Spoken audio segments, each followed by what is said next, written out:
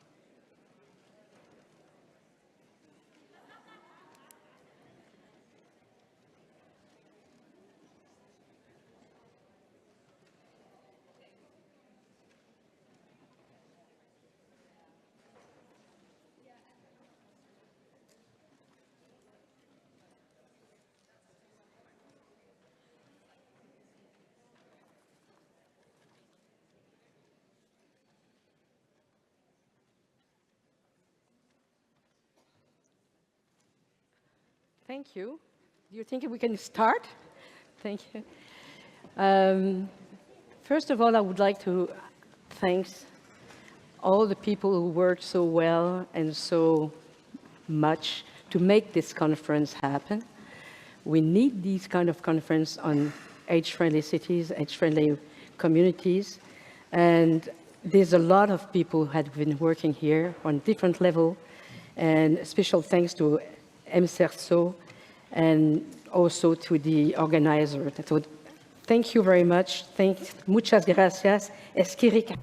Thank you very much, and eskerrikasco, as they say here in the Basque Country. We are now in the second plenary, and the title is also important because we have to celebrate the legacy and the lessons learned. As you know, the Age-Friendly Network celebrates 15 years, and we have seen the increasing membership and activities. All this knowledge, experience, and lessons have contributed to an improved understanding of age-friendly development, and more cities and communities have translated this into practice at national, regional, local government levels. It's very important to see that we have different kind of structure because the model is very flexible, as well as the way we are working together through different kind of collaboration. That is what we would like to learn today from those people that I will present them one after the other one. The network and the affiliated have always focused on one aim, and this is to contribute to developing a friendly world where all the people are integral part of planning, not only receiving services or whatever, planning, developing and implementing policies relevant to population aging and overall societal development, impacting on aging. So we are doing it and we are part of it. The aging population is part of our work. What has been achieved as a lesson learned is the backdrop of this session, aiming to provide better understanding and achievement in the process of enabling the aging agenda to move forward in a changing world and very, very vulnerable parameters. Our keynote speakers today have been selected for their exceptional experience and outstanding contribution to the age-friendly cities and communities movement. But some other people could be here. Other can be could have been on the stage, because there's so many interesting and nice experiences that is going on all over the world. But before we start, I would like just to say that we are lacking two of our presenters. The first is the Senior Secretariat of the government of Quebec, who started with 7 cities in 2008, and now having more than 1,000. But we have also lacking today with us, it's the International Federation on Aging, and the federation, the IFA was very important during our lack of presentation of complete Congress on age-friendly cities. The first one was in Dublin, 2011. Congratulations, you start something very incredible. I don't know if we were knowing when we were there that it would be that way 15 years later. I don't know. But I'm sure that, thank you to have done that. The second was in 2013. It was in Quebec City.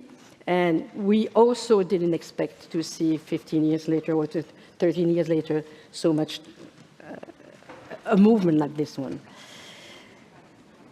But during those years, we had been hosted as a conference by the IFA. Every 2 years, the IFA had a small conference for age-friendly, on the topic of the age-friendly. So we had met very often in these kind of conferences. So that it was for me important to say and to stake out. For those who are older, they know that the network, which is 15 years, but it started before, in a long time before. For those who were here this morning, Alex Kalash was talking about Copacabana at 2005 with good ideas, and Caipirinha, and that was the started.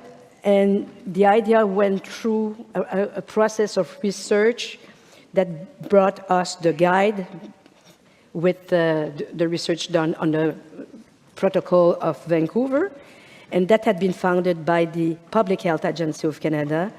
And I would like to thank Margaret to be here today and to have done that it was her work at that time. I thought it was also worth to be seeing today.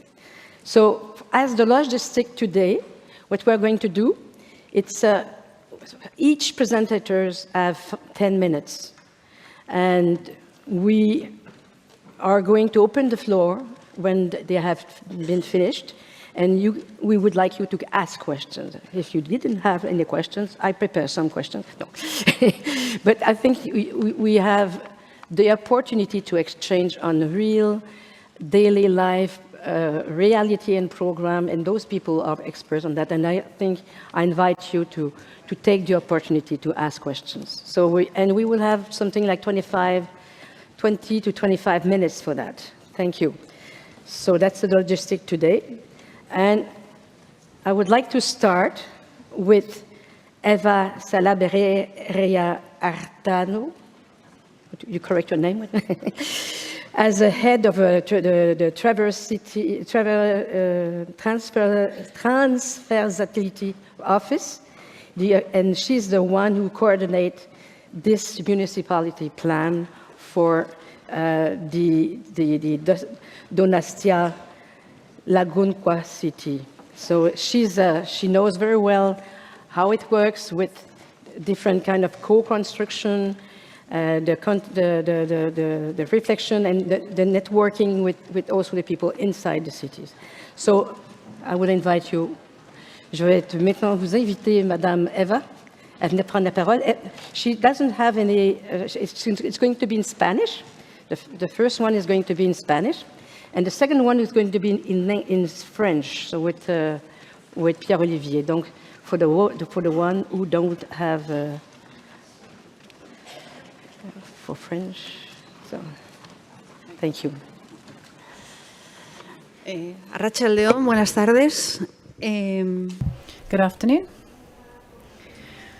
I'm going to try to share over the next 10 minutes the experience of our project Donostia Lagunkoia, which is Donostia Friendly City, is what it means in the Basque language. Donosti San Sebastian was the first city to join the network here in Spain, at least. I don't know if it was 2009, 2010. It was a long time ago anyway. At that time, I was in a different department in the local council here, but I have colleagues here with me who were there right from the very beginning. And from what they have told me, they didn't really know what they were getting themselves into when they joined the Global Network for Age-Friendly Cities and Communities. They weren't quite sure what they were getting into. Because it was right at the beginning of the network, and we didn't really know what was going on at an international level in this field either. But at the moment that we joined, with this methodology of having to carry out a diagnosis, identify 8 different areas for working, etc., etc. Just like any other city that joined the network, it wasn't. We didn't start from scratch. We were already working and aging, but joining the network gave us structure. Because we're not just talking about care, we're talking about public space, we're talking about participation. It gave us a method, it gave us a structure.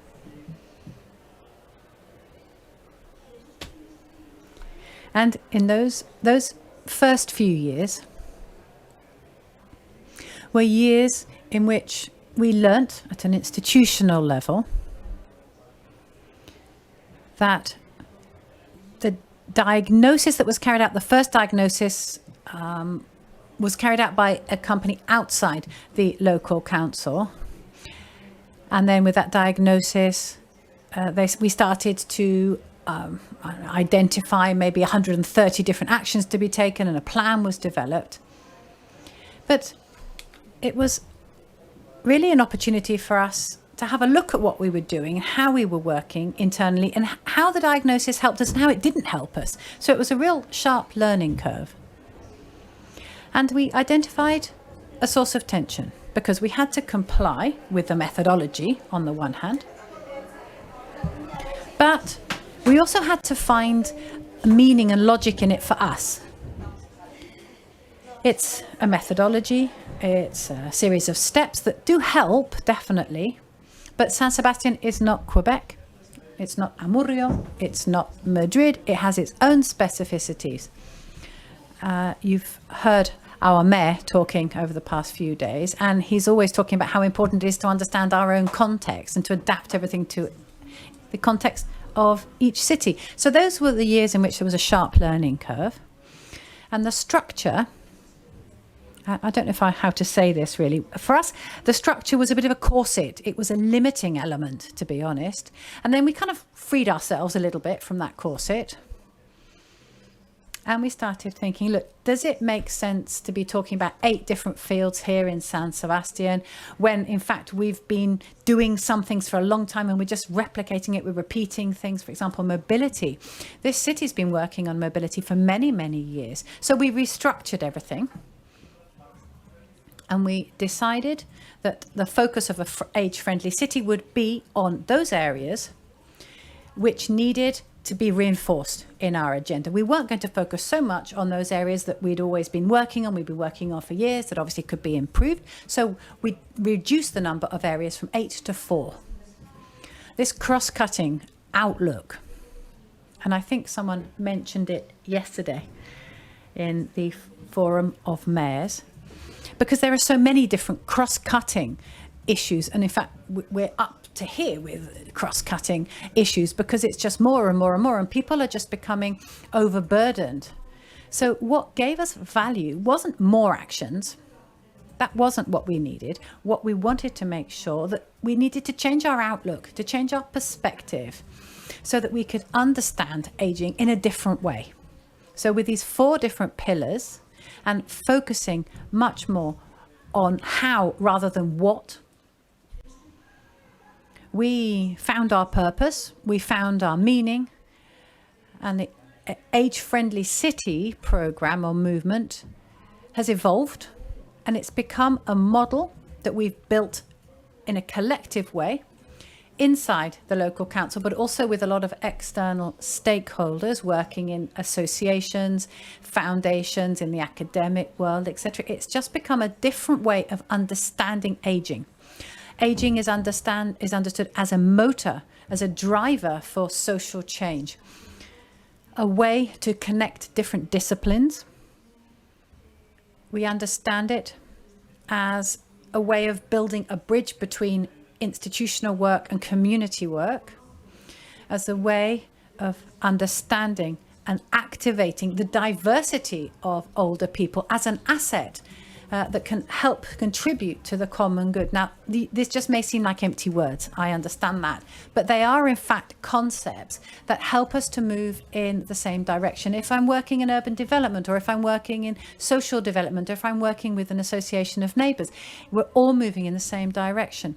The way that we work at the moment with our steering committee, we have a steering committee, and we're trying to identify the challenges that aren't on the agenda at the moment. Then we identify hypotheses around these challenges. We set up small-scale projects to try to explore possible solutions.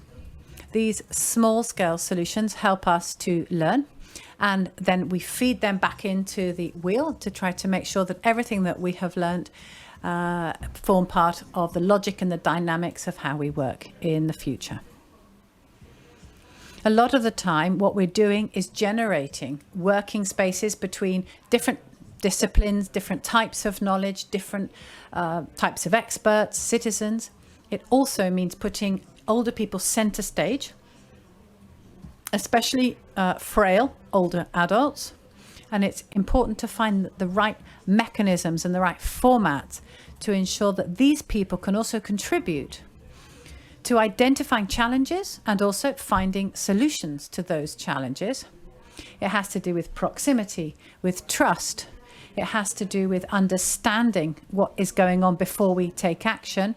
It has to do with going out into the street and trying to find the people, not just sitting and waiting for them to come to us. Go out to where they are and find them. Working on the basis of the strengths of our local area and the people who live here. Not so much on needs, although needs obviously have to be taken into account, but much more based on strengths, and to learn by doing. One of the most important lessons that we've learned over the years is the importance of the narrative. And what do I mean when I talk about that? Depending on the language that we use, when we're talking about aging, for example, people will come to us from one place or another, if you like. We will attract people from different places. We need to talk about aging not as a problem, but as a reality. We need to talk about older adults as an asset, as people who are going to help us to build a better city, not just for older people, but for everyone. How we talk about longevity is important. There are many organizations in this country that have rethought the idea of longevity and aging and old age, and they talk about a full life. At any point in your life, you should have a full life at all moments of your life. And in the later stages of one's life, it has to do a lot with emotional bonds, which is why Donostia Lagonkoia, the project that we have in motion in the city at the moment, tries to make sure that in all the projects that we set in motion, we always focus a lot on emotional bonds, relationships. That's a main focus. The narrative that we use are helping to attract different sectors of the population because they feel involved, they feel that they're part of the process, they feel that they belong in the spaces that we create. We talk also about building a city for all ages and all age groups. And this narrative helps make sure that no one thinks, oh, that's not for me, because we're all human. And it's always, you feel happier going into a space where you feel that you have something to contribute and in which your contribution is recognized and acknowledged, because any contribution, whether it be big or small, has value. And that way of operating that type of narrative, and that all has to do with situated experiences, experiences that take place in the local neighborhoods. And I would actually invite you to go out to the terrace that's outside the door when we finish. You'll see there'll be about 200 older people, older adults, and also younger people as well, who are going to come to talk about how you can work and improve relationships and care through artistic manifestations. It's true that it's at the local level, it's easy to overcome the fragmentation of policies because we all know each other, because everything that we do has to do with all sorts of different areas and departments, social services, culture, etc. Anyway, these are some of the lessons that we've learned, but these lessons also generate tension because 15 years of working in this field, sustaining that effort is difficult. It's quite fragile, really, because we're focusing a lot on the intangible side of things. And the sustainability of these long-term processes based on intangible things is very difficult. Often often these are intangible things, they're invisible things. It means that we need to change our routines, overcome inertia. We have to work to make sure that the people coming in understand what we're doing, newcomers, etc. And just to finish, let me just leave you with a very important idea. The experience of aging and everything that has to do with that situation, all of that helps us to think about the city in a better way. We can design a city that's better for everyone. And being part of the global network for age-friendly cities and communities has helped us connect up to an international and worldwide challenge, but looking at it from a very local point of view so that we can build a better city for everyone. Thank you very much.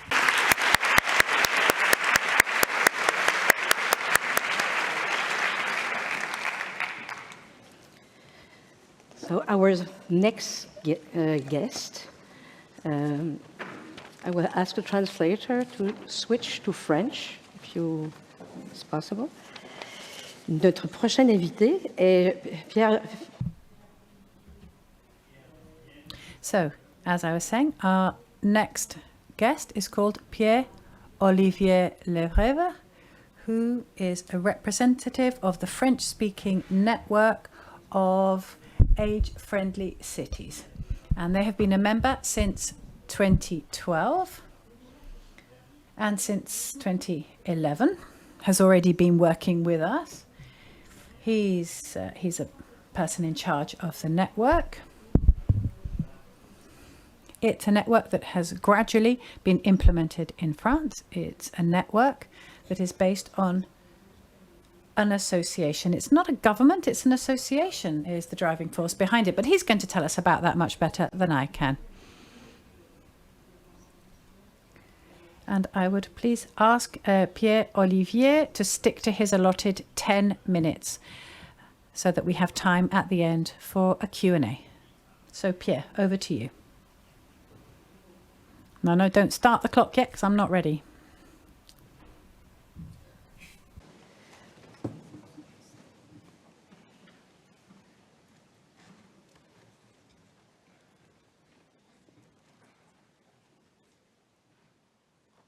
Oh, qu'est-ce qui se passe? Thank you.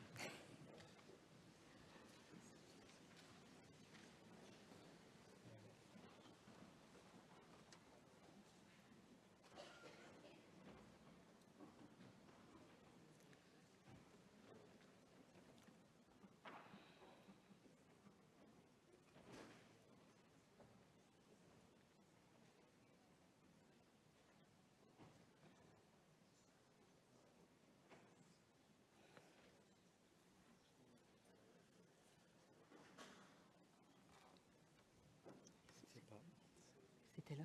Je l'ai vu tout à l'heure. Oui.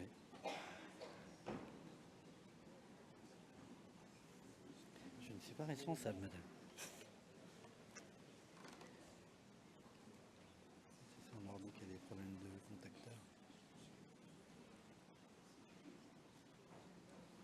commence. Tu peux commencer, Pierre.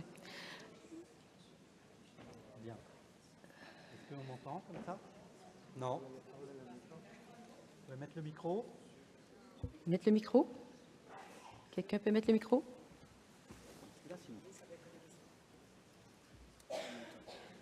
Bien. Est-ce que vous m'entendez? Oui. Bien. En attendant que la technique nous rejoigne, je vais débuter. On est sur une séquence célébrer l'héritage et les enseignements tirés. Good afternoon. We are here to celebrate the legacy we've received and the lessons learned.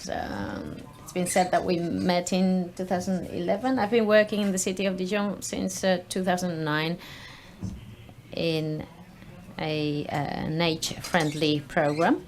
Suzanne created this program. And we were there working together from the very beginning, from the early stages of this program. So thank you very much, Suzanne, for everything you've done. It's been great working together. I would like to greet all the cities that have been working with us for years now. We were 3 in 2011, and there are more than 400 age-friendly cities only in France now. So we've made headway over this time. Little by little, we have changed the way we've been working, because the main thing here, the most important thing here is to support citizen participation. So we created this network back in 2012.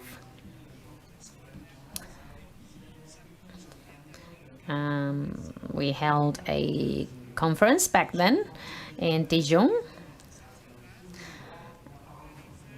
And that's where we had this conference on the rights and the voices of older adults.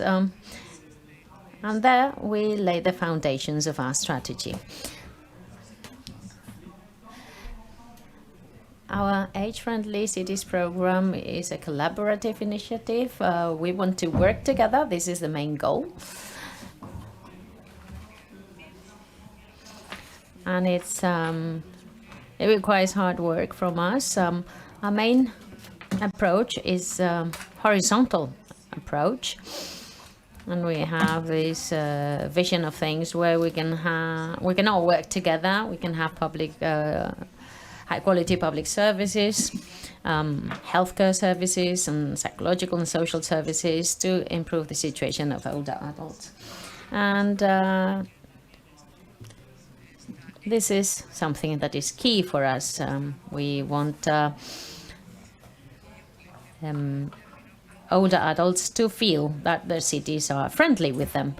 Sometimes we tend to forget this dimension of what we do. We want to support older adults in their daily lives. We also have this participatory approach. We want to get everyone involved in everything we do. All stakeholders need to be included. We don't want to have a different type of approach where people are left out. No.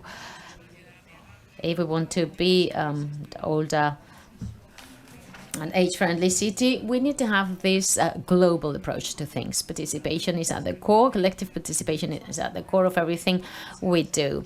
And whether we are residents or professionals or politicians, we need to have all of this into consideration.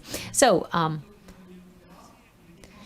we have developed our public policies placing older people center stage, as you can see here. And around them, we have a whole series of elements. Older people sometimes are considered to be mere consumers, and they were not taken into consideration. There was this demographic challenge, and we then realized that our policies needed to evolve towards this system you see here up on the screen. This has been possible thanks to a new program where we place older people center stage and their needs as well, of course. We want them to have better quality of life. And we, of course, want them to engage in this process. We want to give them legitimacy. We want to support them and work together.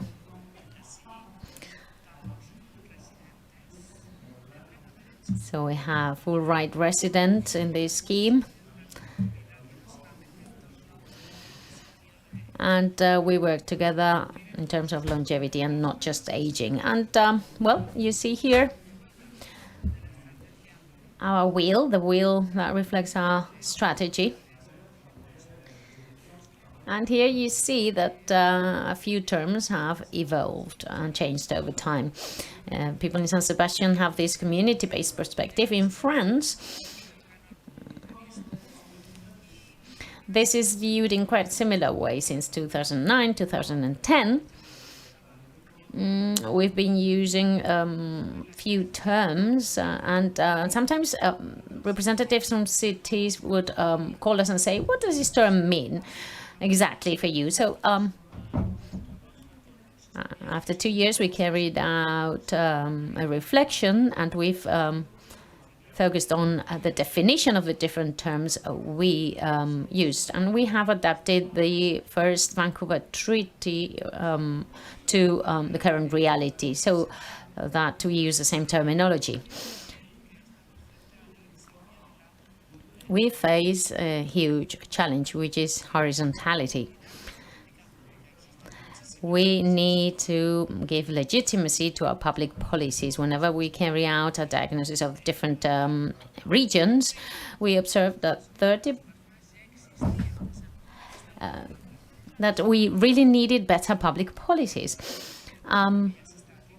And we said, okay, we carried out this reflection. We listened to older people, and we said, why are they asking for things that we're already doing? Maybe we're not doing the right things in the right place, or maybe we don't understand things in the same way. I am 63 years of age now. I'm not retired yet. And sometimes I think that these policies that focus on people over the age of 60 don't include me. So that's how things are. So we need to understand, well, we need citizens to understand that the regions are thinking about them and including them in the policies. Right. The second point I would like to touch upon here is that we need to look at what is actually working. We need to look at success stories, and we need to go beyond the experimental phase here. Some people start from scratch, but a lot has been done. Why shouldn't we make the most of it? We need to communicate. We need to let people know what's already been done, so that people do not carry out the same efforts over and over again. This is just a good side of collaboration, partnership. We need to fight the isolation and ageism. And for that, we need to cover basic topics. We need to have a complementary vision of things. We need to work together hand in hand with experts, look at the different local experiences, success stories that are actually working in other territories. Because regardless of the region, we can learn from each other.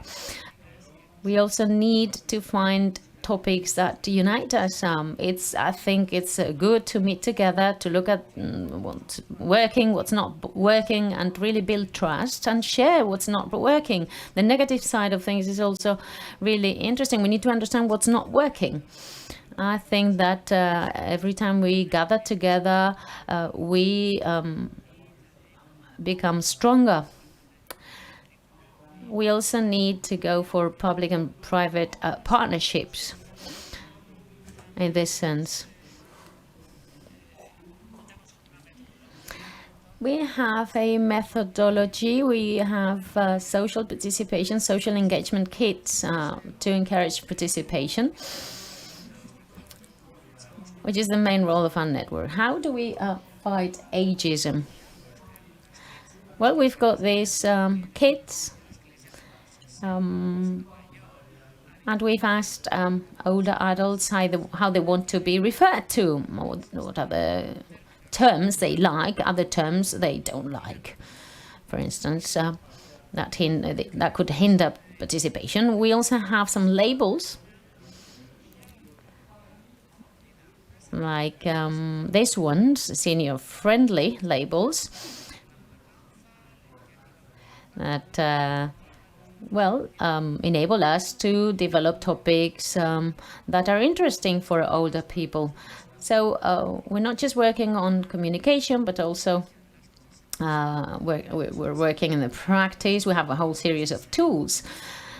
And we will now be working on a label concerning the different communities. And I would like to greet representatives from NANT who are working in this sense. We work with a number of different partners that you see up on the screen. We're an NGO, and currently we're working hand in hand with a number of different ministries, with the National Assembly in France, and different stakeholders working in age-friendly cities and communities.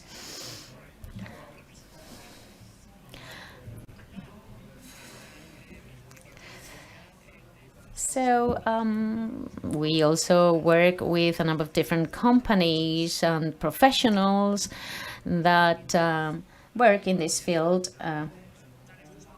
in different fields concerning age-friendly cities and communities. Let me talk to you about this barometer that you can look at. It's been translated into Spanish and English. This is an assessment tool we have that you see here. It's been developed thanks to some national funding and subsidies we received, so that our methodology can be put black on white. And this is an adaptation of the Vancouver Treaty we've carried out in France. Thank you very much for your attention. Merci beaucoup, Pierre-Olivier, franchement. Thank you so much. Thank you so much, Pierre-Olivier, for sticking to your time. Switch in English. So we have the pleasure to have the director of the Successful Aging at the Aging Planning Office of Singapore Ministry of Health, Tan Thi Chu. Sorry for my bad Chinese. I would like to. Thank you very much. So, good afternoon, everyone. Can you hear me? Is the mic working? Okay. So my name is Zhi Xu. I'm from the Singapore Aging Planning Office. My sharing today will be focused on lessons Singapore has learned, really from the national policy making level, so a bit different. And I think everyone here is from a different organization, different background. So hopefully I can share some useful lessons for you still. So before I dive right in, maybe just to set some context. Singapore is super aged, but being super aged is not quite differentiating here.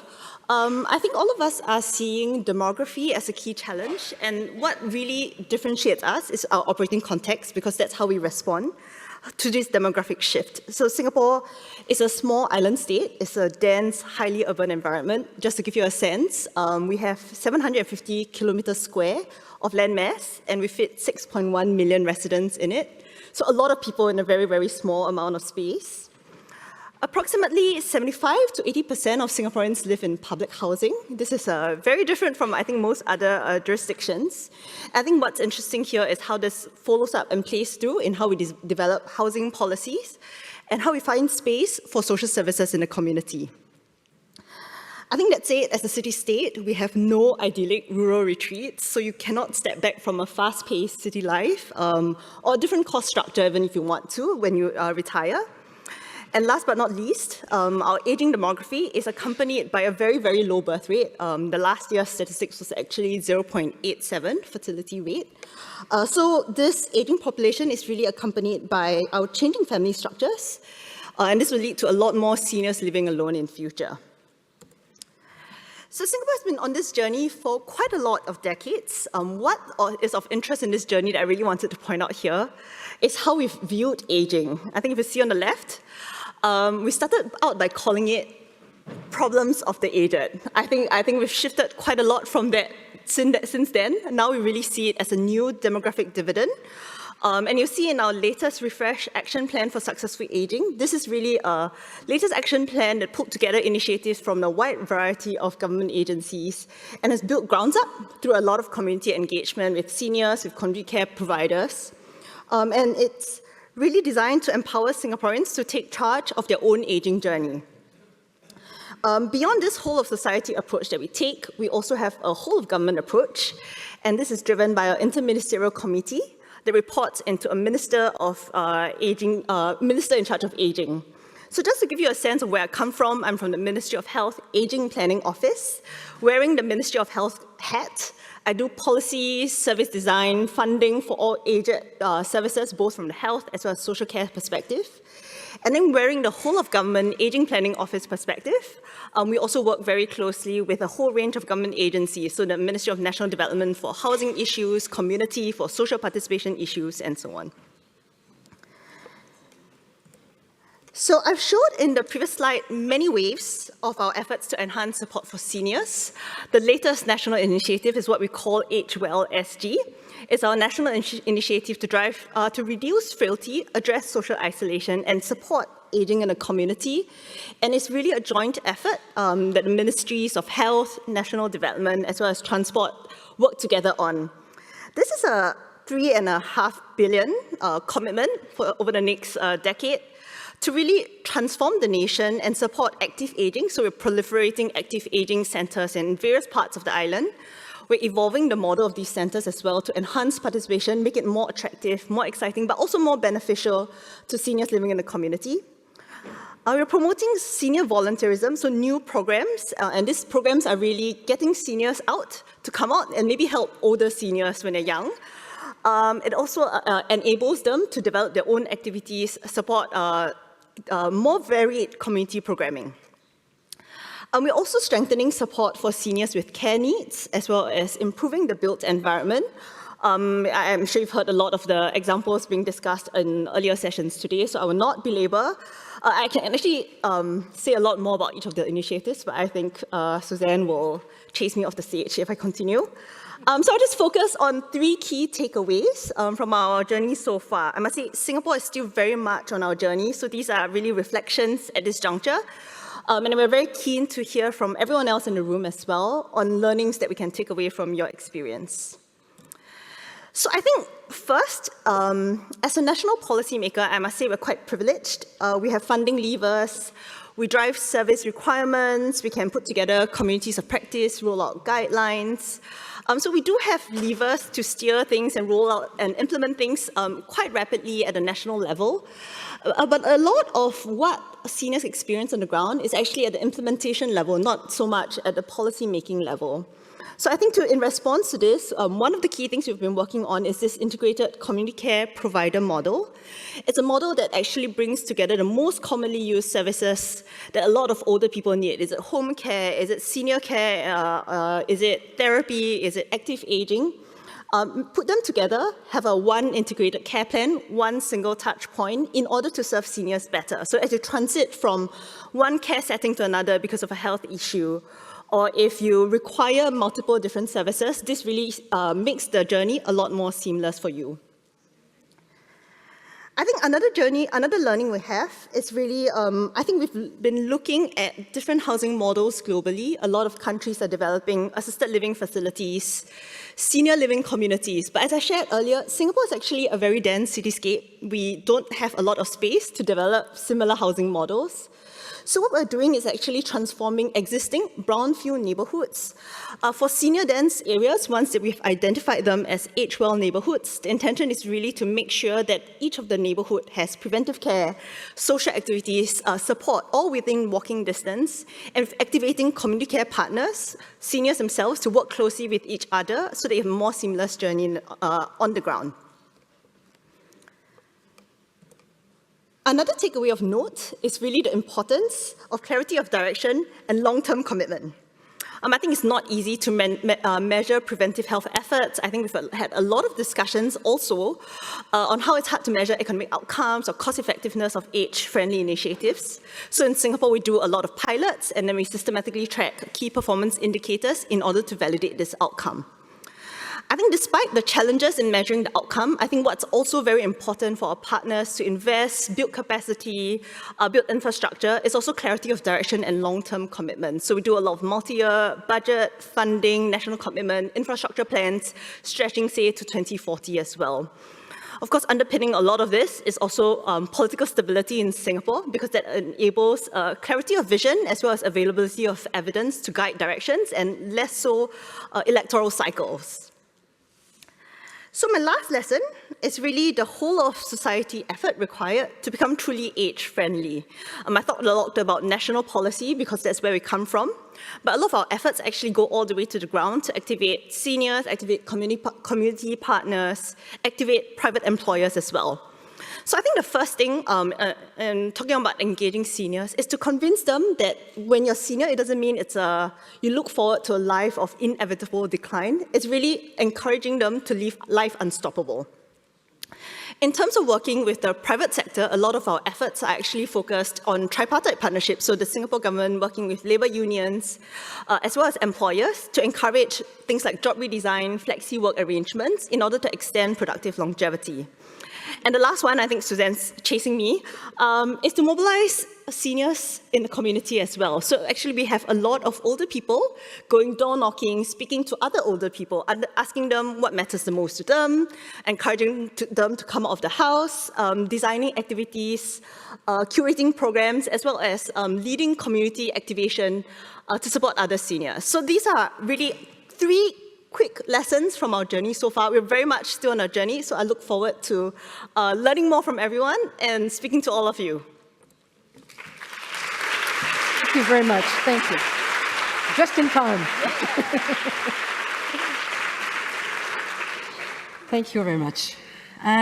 We have the pleasure to have the next speaker, Emma Coveney. Is the National Program Manager at the Age-Friendly Ireland, which is in the local government-based organization with a national reach through all 31 local authorities in Ireland. Thank you to be with us.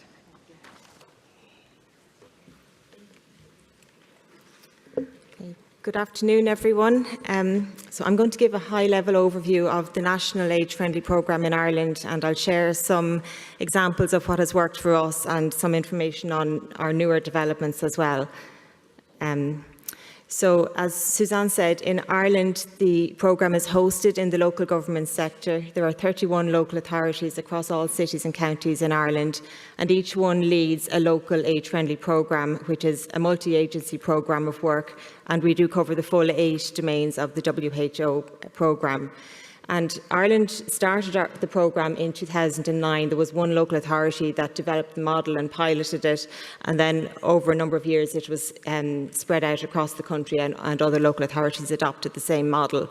So by 2019 we had full coverage across all areas of local administration, and we received confirmation from the WHO that we were the first country to have this full nationwide approach. So one of the key successes for us really has been leadership of the local authorities, and particularly the chief executives in local government, who drive the interagency process at local level and supervise the local age-friendly strategies. Age-Friendly Ireland itself is a shared service of local government. So a shared service is hosted by one local authority on behalf of the whole local authority sector. We are hosted by Meath County Council, which is a large local authority in the east of the country, and we function as a national office supporting all of the staff in the local government sector and the multi-agency programmes. We would organise training, the networks, the design guidance, guidance and resources for the programme and that. And we manage consultation with our older people's councils. So when speaking about kind of key lessons for us, one of our one of the things that we're most proud of is the structures that we have. So we have a very consistent model in every local authority area where we have a local unit of staff, working in the same way. The Age Friendly Alliance is a senior level interagency group. We work with the Education and Training Board, the Health Service Executive, the policing sector, the business community, and our Older People's Councils also sit on this senior level interagency group representing the voice of older people. And together they co-design the strategies and they monitor the implementation of those strategies. Local authorities also assign staff in different departments. There's an Age Friendly Programme Manager in the Community Department and a Technical Advisor who's usually based in the Housing section. The Older Persons Council then is a very wide group that would have several hundred older people involved in every county or city, and out of that there's an executive committee elected of about 20 people who work more closely with the local authority, and these numbers are growing. There are about 7,000 members nationally and it's growing year on year. We're particularly mindful to try and reach out to diverse communities of older people to make sure that they're fully representative. We also have a Healthy Age Friendly Homes Coordinator in each local authority now. I'll speak a little bit more about that shortly, and an internal working group. So some of our key programmes include the core programme, which is the programme that I manage, and this is where we have a national network of older people's councils, and then in each local authority there are multiple activities and services and supports delivered for health and wellbeing, creative activity, intergenerational projects and consultation and research. So that's the backbone of where we started with the work, was setting up the core programme. Our technical programme is managed by Declan Gaffney, who is an engineer, and it's really looking at the built environment and involving older people in shaping their environments. Particularly, we use the walkability audit process. We have a very good tool for universal design walkability audit. And older people across the country are out, walking streets and towns and different facilities. So that's been extremely effective. Declan would issue design guidance for universal design homes, and he would be working also with development planning processes to ensure that age-friendly and universal design objectives are included in county and city development plans.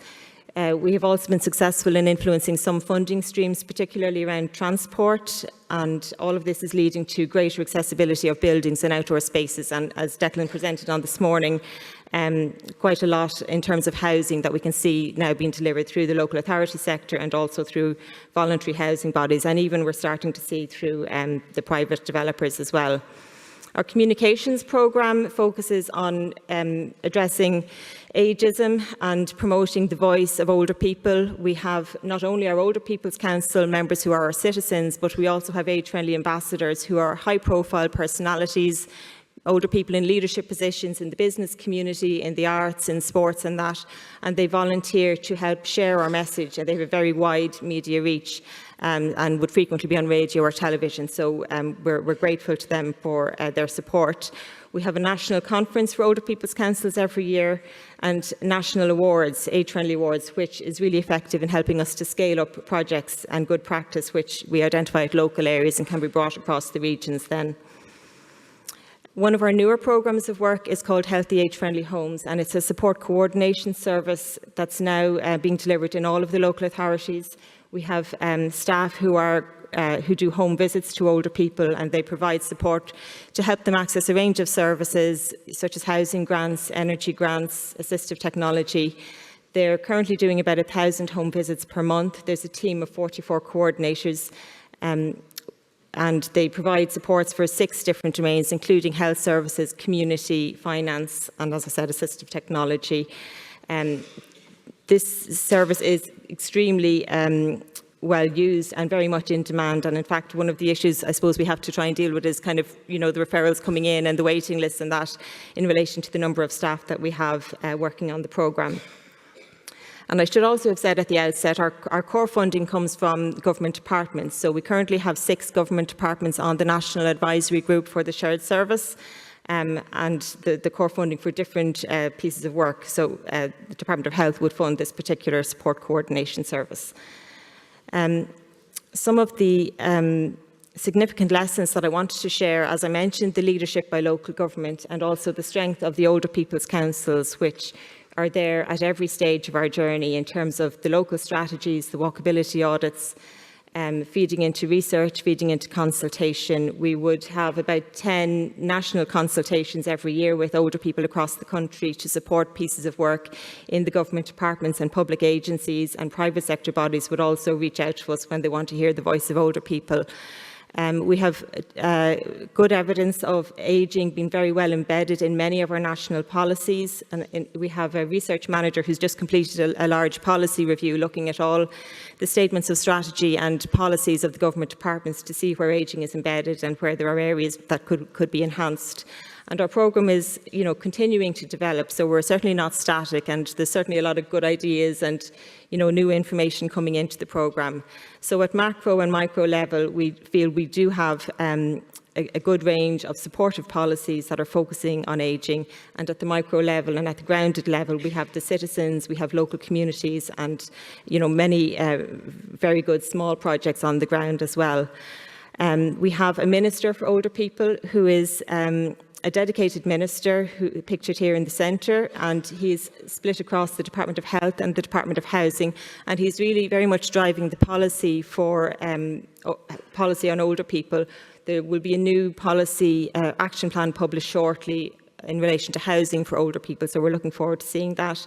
And our programme for government as well has very strong commitments to age-friendly and to services and supports for older people. Particularly, there's been a lot happening around, long-term care with the Commission on Care, and dementia services, new daycare centres being set up on that, and a lot of funding has been allocated to that. So looking ahead, as I said, our national programme is continuing to expand, and we are finding that the local authorities that have more strongly performing programmes have multiple staff working on it. They might have 2 or 3 staff in the community sector, in the community department, as opposed to just one programme manager. So some of the larger local authorities are really putting a lot more resources into it. The local authorities have an MOU with the shared service so that they do have certain commitments, and some of them are going over and above that. We are strengthening our data collection through a research partnership with Maynooth University, and we now have a number of PhDs and a postdoctoral research manager who are supporting us with our data and our indicators. We have been in discussion with our Department of Community around an assistive technology programme which is in existence, but we're talking to them about whether we would manage it and maybe upgrade some of the technology. We have a new programme in the residential care sector, and I put this photograph up because, again, some of the conversations this morning were around, people should be allowed to pursue whatever interests them at whatever age, and sometimes, you think people might be interested in certain things, but as practitioners, we're always learning, so from the people that we meet and the people who receive the services. So this lady was always interested in motorbikes and motorcycling all her life, but when she went into residential care, that was something that was removed from her. So we were able to introduce these bikers into the nursing home, and another lady was interested in horse riding, so we've been able to give her a virtual reality horse riding experience. And also they're now participating on the Older People's Councils and taking part in walkability audits. So just to conclude, our big programme of work is really trying to scale up our demonstrator projects. So we have good partnerships with Irish Rail to scale up train stations. We have a great programme of work with the GAA, Gaelic Athletics Association, to scale up age-friendly stadiums. And these formal partnerships are working very well for us in terms of achieving the scale that we are ambitious to do. Thank you. Thank you very much. Thank you. And now we have having our last presenter. We have Patricia Morsch, who is she's currently serving at the regional advisor on healthy aging at the Pan American Health Organization, better known as PAO in Washington. Thank you to take. Hi everyone, buenas tardes. Good afternoon, everyone. Of the Age-Friendly Cities and Communities programs in the region of the Americas. It's a little bit of a different perspective because we've heard of the different programs at the national level, at the local level, and I'm going to talk a little bit about the whole region. a little bit of context. I think it's important to mention the Pan American Health Organization, because we are the Pan American Bureau for Public Health of the Organization of the American States. At the same time, we are the WHO Regional Office for the Americas. So we have two institutional heads, and we work with all the 35 member states and some territories in the region to promote public health and quality of life and better care, health systems and services for everybody in the region. And then we can see that it's a very diverse region, because we are ranging from North America, from South America, Central America, and then of course we have this like high diversity and very pressing health challenges that we have to address, which I believe is the reality of everybody here as well. So we have a lot of burden of chronic diseases. We have, at the same time, many countries face a lot of problems with infectious diseases as well. We have many barriers to care. We have the digital health and digital gaps and the equity related to it. At the same time, we have many megatrends, and one of them that we are discussing here a lot is the aging of populations. So we have to consider this aging along with all these other factors that are facing our countries. Within the diversity, within the different aspects that every country and every territory will have. One aspect that I really like to highlight in the work or how PAHO do the technical cooperation is that from the 35 member states, we do have 28 country offices. So PAHO enables this technical cooperation at the local level as much as possible, because people, when they are at the territories, they know the needs, they know the possibilities within that context. And of course, with this diversity, we have high inequity in the region. So we truly believe that considering these mega trends, especially in the context of the demographic transition and the aging of populations, that within the Healthy Aging Program with a life course approach, the age-friendly cities and communities is a great strategy to face many of the challenges that we have in the region. So because of that, we are able to understand and address older people's needs at their territory. We can prioritize. As I mentioned, there are many situations happening at the same time, so we can prioritize what is more necessary at this point, but at the same time plan to address in other factors and promote adaptation when needed, according, again, to the context, to the possibilities. It's very important in the Age-Friendly Cities and Communities program to have the local action as well as a bottom-up approach. So we really have to engage the communities, engage older people, and because they have to be part of every process in the age-friendly planning. And for that, and to address all the challenges and all the needs, intersectoral collaboration is key to have efficient responses. And I would like to highlight one example, and we have this little publication during COVID-19 pandemic, and how the countries or the communities that were part of the age-friendly movement were able to respond better to older adults' needs during the COVID pandemic. And why? Because many times the communities, they already had mapped older people, they already understood the most vulnerable populations and where they were, and they were also able to organize the volunteers, because they were part already of the collaborations, to help and support these people at their house during the most pressing times in the pandemic. So we have this available with different countries that I invite you to read. And the Americas, within this approach, we represent now more than half of the members of the global network of age-friendly cities and communities. So the Americas have over 1,000 of the members in 18 countries, and we currently have 11 affiliate members. there is a huge growth in the global network that we can observe even during the pandemic, because the communities adapted their ability to engage older people. And of course, many of this growth are related to the affiliate programs. And again, we can see that there is a diversity. The United States is the country still with more communities in the global network. We have an affiliate member there, AARP. Also, but also following the United States, Chile in South America is the country with more members. But I would like to highlight that a strong commitment and movement growing, for example, in Brazil, and increasing rapidly in the last couple of years, the participation in the global network, as well as in Mexico. And last year, we had, or 2 years ago, we had the engagement of our first English and French-speaking Caribbean islands. So again, different territories, very diverse if we consider the small development islands, but highlighting the adaptability of the program for the different contexts. And this is something that I really like. Susanna also mentioned this in her opening remarks.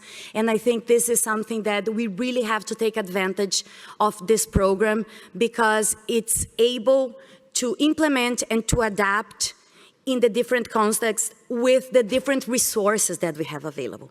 Many times the communities come and say like, but we don't have resources. Okay, let's think from what we have here, what we can do. Who can engage? Who can be great partners? And then we can work. There is always a possibility. So here I have the example of the city of São Paulo, who's participating also in the conference. They have also a booth here with this huge population, one of the biggest in the world. At the same time, we have a community, indigenous community in Bolivia of over 5,000 people. They are all part of the same global network.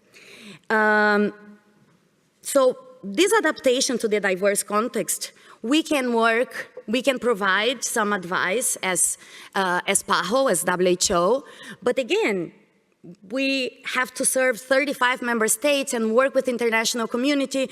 Sometimes it's hard for us to be there. So counting with our affiliate programs is very, very important. And as I mentioned before, a lot of the growth especially in Latin America, is related to the affiliation. And we have, 11, as I mentioned before, national and subnational programs, and they are very diverse, because the way they operate also highlight the ability of response to the needs. I would like to highlight here from the list that the subnational program of Paraná, they are participating in the conference, as well as the government of Brazil, and they have a plenary tomorrow that both of them are presenting together. We have the state of Nuevo León, Mexico, also participating in the conference, and different cities that are here too. Zapopan has, from Mexico, it's from the affiliate program Jalisco, and they have a booth here. So I also invite you to know how they adapt. Very quickly now, because my time is almost over, another thing that we do at PAHO is to promote this adaptation is capacity building. So we have a lot of materials available to tell the stories, to show what the communities are doing at the local level. And we also translate many of the official WHO documents to Spanish and Portuguese. We do have the virtual course available also that we worked with WHO. And these materials are all available at the PAHO website that I'll have the QR code at the very end. And we all know, you all know, it's the last one, Susan, that we are at the mid period of the decade of healthy aging. And we are presenting the results for the United Nations General Assembly soon, but this is from the progress report from 2023. And in the region of the Americas, from the 10 indicators that we are measuring every 3 years, the one that grows the most with 33% was the increase in age-friendly cities and communities. Here is the QR code if you want to learn more about PAHO work and all these materials that are available. And thank you very much. Thank you.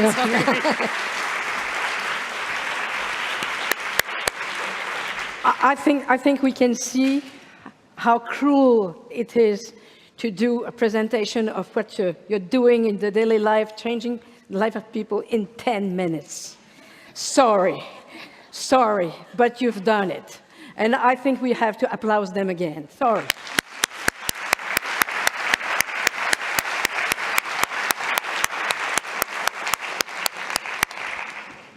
You could see how diverse is also the program. We could have seen every presentation in every languages as well. And I now want you to ask questions. The floor is yours. You have the chance of asking questions, for instance. We learn a lot also by mistakes. Maybe you can go and ask questions, what was the worst mistake you did, and so on. But the floor is yours, so please open here. Oops. Can you?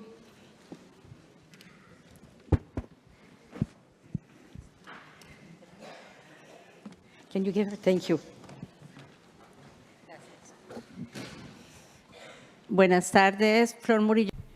Good afternoon. I come from Costa Rica. And I would like you to talk more about volunteers in Singapore.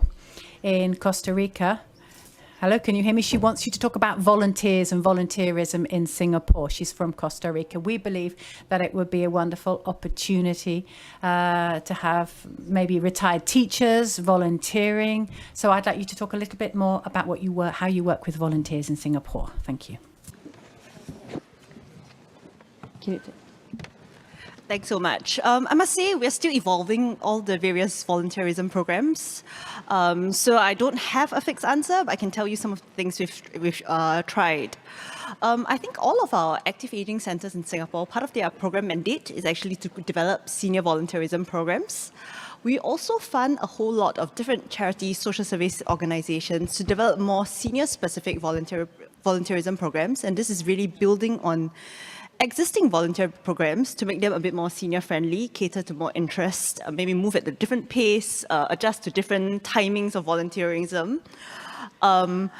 We are also looking at training of senior volunteers. I think a lot of people want to come forward, but might not feel comfortable to come forward, might not feel they're up to date with maybe technology tools, digital tools, and so on. So we also provide training to bolster confidence. So I think one of the programs we actually have is our Silver Guardian program. We're doing a push to have more seniors contribute in our active aging centers, and people might want to say, oh, I've always had a passion in playing the guitar, but I don't know how to teach. Can you tell me, can you teach me how to run a course, build an interest group, so that I can come out and create a program like that? So we have a lot of different mechanisms, still evolving them and still learning.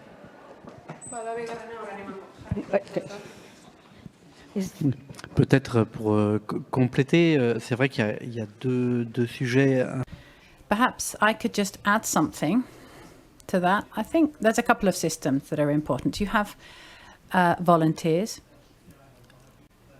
who are quite committed to social life, and we need them. They don't offer the same thing as professionals.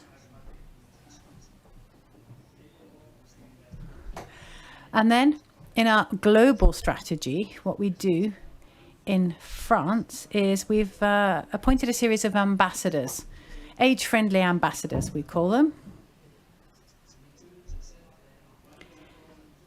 These are people who perhaps are a bit reluctant to participate, but will be happier working amongst their peers, and in working with their peers, they will gain confidence, and then in the future, they will perhaps dare to volunteer a little bit more, working with different associations or organizations. And then also we need to have a commitment from society as well, so that it's not just a one-off program that is organized, and it's not just one person doing it while everybody else stands by and watches. Okay, I'm Claudia Mahler. I'm working for the German Institute for Human Rights. I'm here. And I have a question to our colleague from Ireland.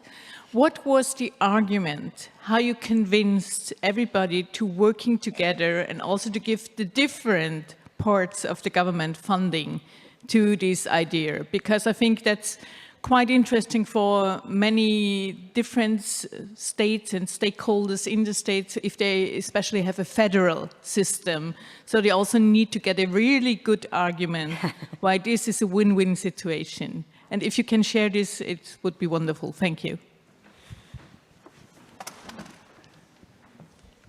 Thank you. Well, as I said, I think the fact that it's led by the chief executives in the local authorities, so there's a network, and that's a kind of a very, there's a lot of soft competition in the network, but originally we would have had funding from Atlantic Philanthropies, so it kind of gave it a very big boost at the start and kind of setting up the initial programme, and that funding lasted for a good few years. So when that philanthropic funding was running out, we needed to make a decision about where the programme would be hosted and who would fund it. But at that point then, local government agreed to host it, but the funding then was sought through the government departments. But I know there was comments earlier on about a champion and a very strong personality. So luckily we do have Catherine McGuigan as our chief officer, who is a real dynamo, and she drives a lot of the engagement, politically with the different government departments, with, across the local authorities and everyone in leadership positions. So I think, it started quite small. When I started in 2019, there was only 4 staff, so we have scaled up quite quickly. But there's just, a great buy-in, great enthusiasm about the programme in Ireland. We've support from all sectors, from the business community, the voluntary sector. It's just, it's something that people really are on the same page about, that wanting to make Ireland more age-friendly and more inclusive for everyone. So we have 2 other questions. Yeah, this. Can you stand up and just...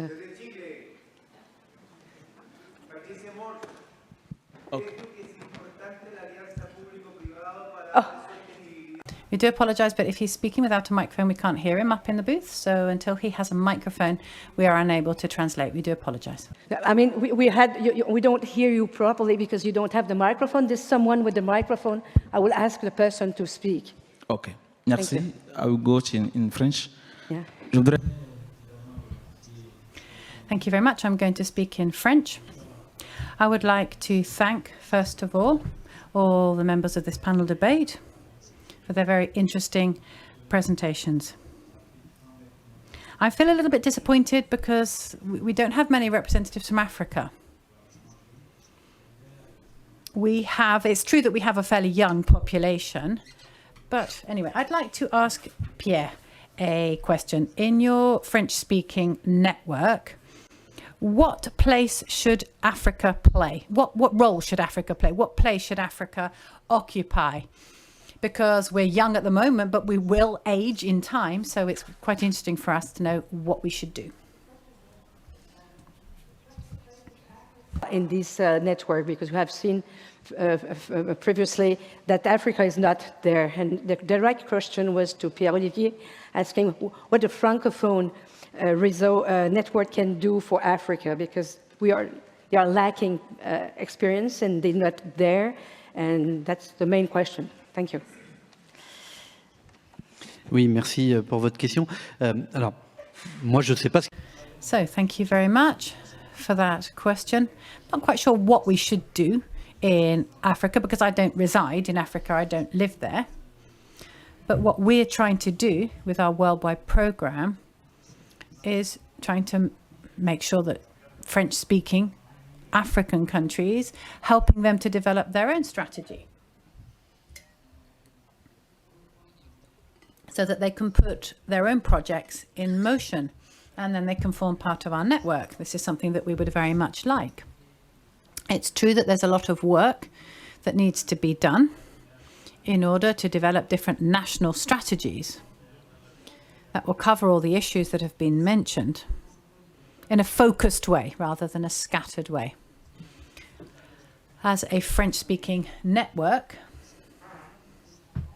we cover all different levels from the national level all the way down to the local level. But it's important for everyone to know what their role is. So there's a lot of work to be done. So we need to find out how we can move forward. And as we move forward, we will try to see how we can learn from what our past experiences and adapt it to other regions, including Africa. And we definitely will be focusing on your continent. Africa, from a country itself, because the problem has to be adapted to the reality, to the direct context. And after that, when he's working with the WHO and further with the other steps, this knowledge transfer can be done only if the African context is under the African reality, because we cannot export that. We cannot, he's not living in Africa, so it has to come from Africa. So we have a last question, maybe not the last, but Susan, we have here. Oh, Can sorry. I add something? I'm sorry. Oh, yeah, behalf, sorry. Well, I'm sorry. talking on behalf of WHO here as well. So I just want to point out our colleague from the Africa office was supposed to be at the meeting. Unfortunately, he couldn't make it. Okay. So we will be super happy to share your contact with our colleague in WHO Africa, because the same work as I presented in the Americas, my colleague does in Africa. And then we can share, they can do this capacity building and help you as much as possible. And again, engage with the French-speaking countries, with the Portuguese-speaking countries to do this knowledge transfer. That's great. That's great. Thank you very much.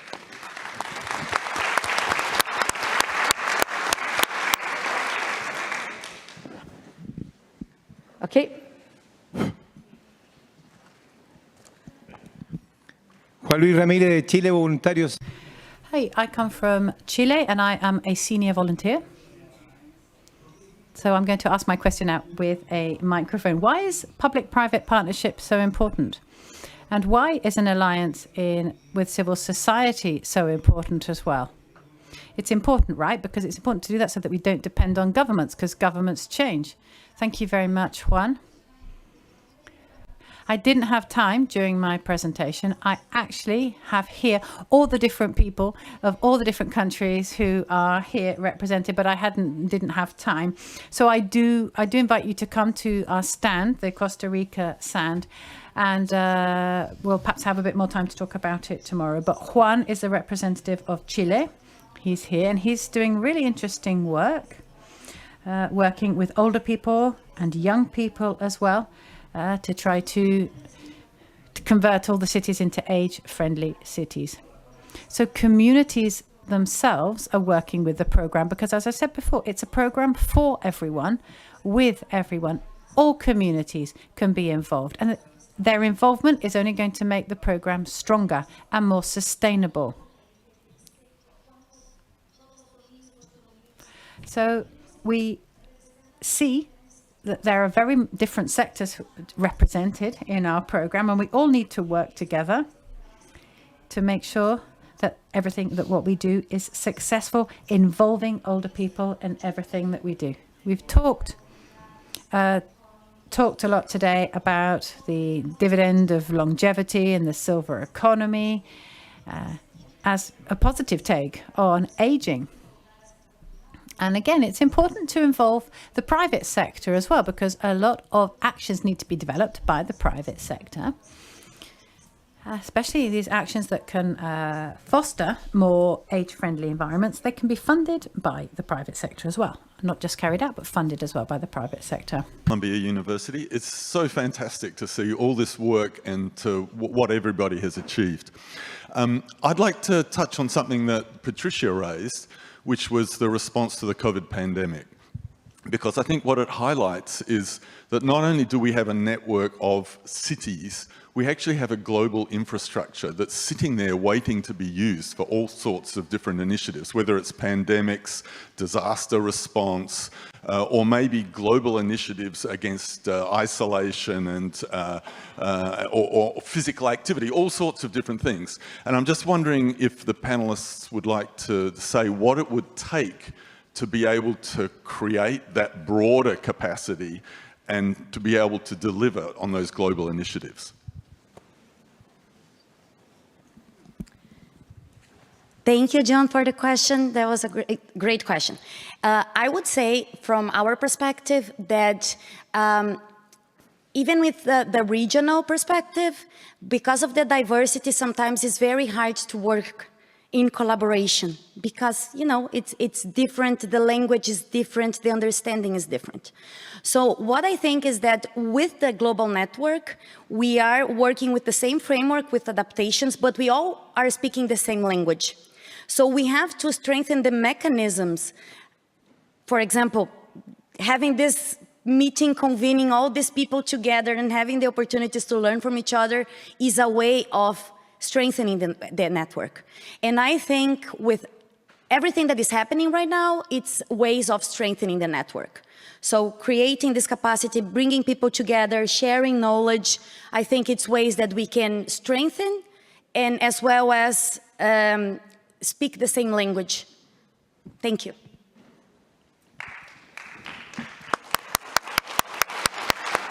Maybe just a quick one to add on to that. I think a lot of what we're doing in building an age-friendly city is to build local capacity, build local capabilities, knowledge of your communities, and so on.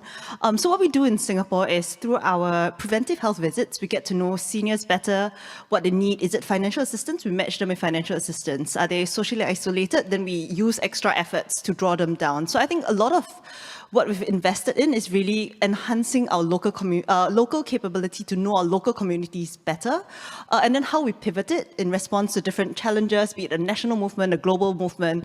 I think that's really, with the increased capacity, we can use it however we want to.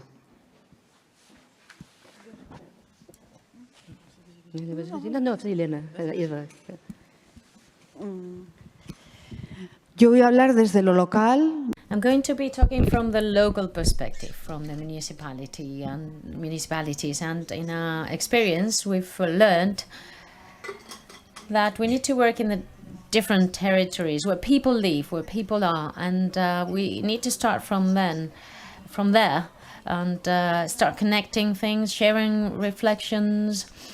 And I know this is not just possible from the administration or from the citizens, so it requires a collaboration. And for that, public institutions, in this case, the local council, needs to add another role to the ones they already had, providing services, developing policies, etc. They need to have this facilitator role. They need to be connectors, facilitators. And sometimes we're not used to playing that role. We need to devote time and resources to new activities, and this is, I think, that working this way, different levels is really necessary. But it is also true that when the scale, when we're getting further away from the direct work with people, things get more and more complex. So I think it would be good to work at different scales and share lessons learned, but let's not forget that probably the closest level is where people see themselves reflected and they understand how valuable and interesting it is to work with others. And the further away we get from that level, the harder things become. And I think we need to work on that scale, very close to citizens, and we need to be fully aware of how interesting that is. And I would like to add a footnote there. It's true that the barometer I just talked to you about mentions that how instead of running surveys, we can talk to each other. People should be able to talk to each other, because older people don't always have the same opinion. I mean, they are a highly diverse group, and therefore we need to work together. And we need to fight isolation. We need to help them to participate and need to have a place in the midst of this high diversity. And this is why we need to share things and talk to each other. Our initiative, as it is, enables us to come to build trust. Why? Because we're working in the long term and close to the citizens, and you know, as professionals, it's not always easy. Sometimes we're criticized, And I think that listening to people can help us to move forward. We were talking about fighting isolation. There's also some kind of structural isolation. In San Sebastian, for instance, you're working in urban furniture, etc. But then you have this proximity element, this bonds between people that want to unite in order to fight isolation because they have the same goal. And for us, well, we believe that this initiative enables us to tell the people, okay, you have a future together. We can improve your situation. And the city is here. It needs to be built by all of us together. Thank you for the great presentation. I'm Moon Chae. I'm a professor at KAIST, South Korea. And it's more my burning question. I felt the WHO network started in 2010, so it's about 16 years.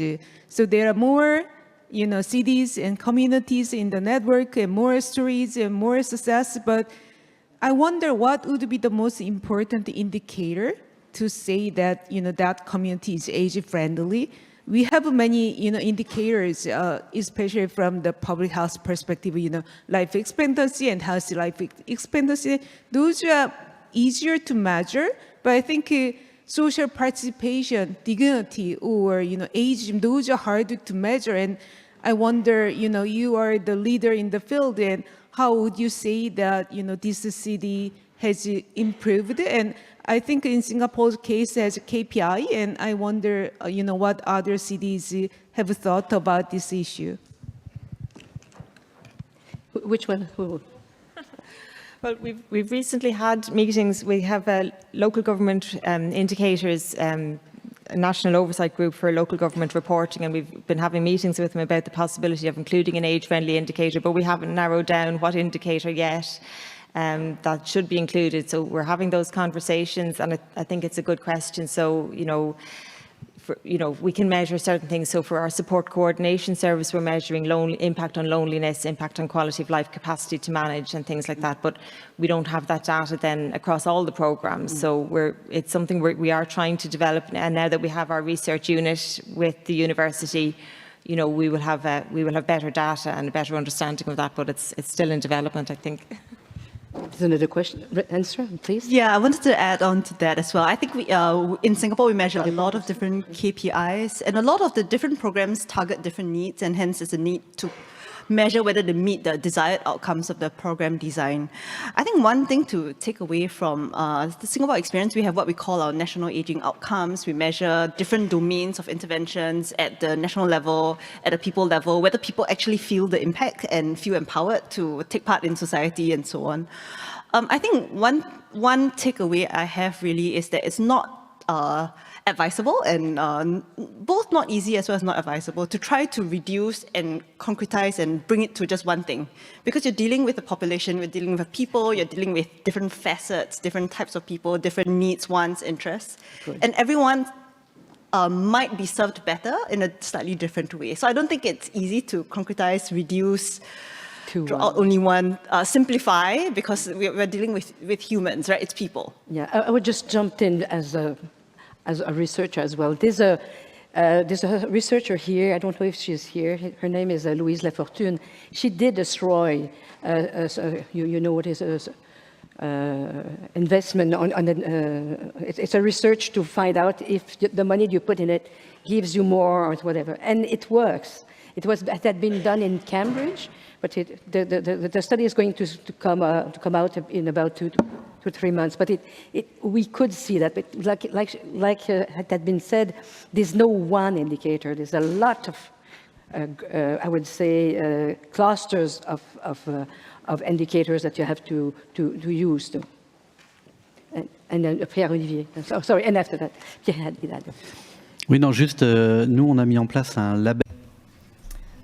We have a label according to the size of each territory to be able to assess their implication and the progress they make. We don't just use indicators related to our action plan, but we look at how the strategy is being implemented, etc. It's about, seeing if older adults are being integrated, and that's very important. I encourage you to visit our stand so that we can show you how we work with these indicators. where we have two different elements, because the local situation is different, and at the same time we need to have this global approach to things, and therefore we need to speak the same language. Yes. Yeah. I want to mention that in the context of the Decade of Healthy Aging, WHO launched a monitoring for progress of the Decade of Healthy Aging and proposed some very broad indicators. And they have specifically for age-friendly environments. And for example, one indicator is the percentage of older people who believe decision-making inclusive and responsive over the past year, and the percentage of older people living in age-friendly cities and communities. So it's a way of monitoring more at the broader level, because of course, as they were saying, it can be very specific, the results according to the plans and the needs, but there is this guidance. It's available. I was just reading because I don't know all of them by heart, so they're available very easily on the WHO website. And last answer? Yo solo una frase. No sé cuántas personas hay en la sala que... I don't know how many people we've got here in the room that work in a local council, but if you work with indicators, please think how all of this can be implemented in your in a municipality, because I mean that in many municipalities we don't carry out assessments, or the assessments that are carried out are not sustainable. So please think that the evaluation may be carried out at different levels, so that it is valuable and it can help us to learn more. Which is a last question, maybe, because we are out of time. Hola, Margarita Llorente from the Cantapasarina Association to support lesbian and bisexual older women. Concerning all of this, what is the category that Madrid would have, taking into consideration the behavior during the pandemic, where more than 7,000 people died? We should withdraw their addition to the Charter of Age-Friendly Cities if they are members of this network. And now we have many associations working with older people, and we have many small emerging associations that need help. They need to be sustainable, empowered, and they have many needs. So I think that we need to be able to work with them, because they're struggling. Actually, they need our support. Quizás como soy la Well, since I am the only one in this panel that works in this similar institutional context, of course, I'm not going to share my opinion, my personal opinion about Madrid, because, well, I've got my opinion but about that.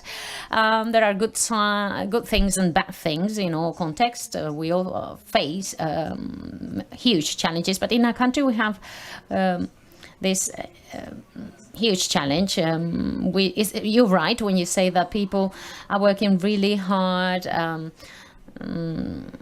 in order to improve the situation of older adults, and then they have this very demanding framework, and they're struggling a lot, and I empathize with you. Working in the institutions is hard for all of us. Sometimes we need to demand things that we know that are going to be really complex. And we're fully aware of the fact that very often we need to establish guarantee mechanisms. We're using public resources. So this is something we're struggling. We're all struggling here. So is there any other question? Or you would be happy if we finish right now, 10 minutes later? Thank you very much.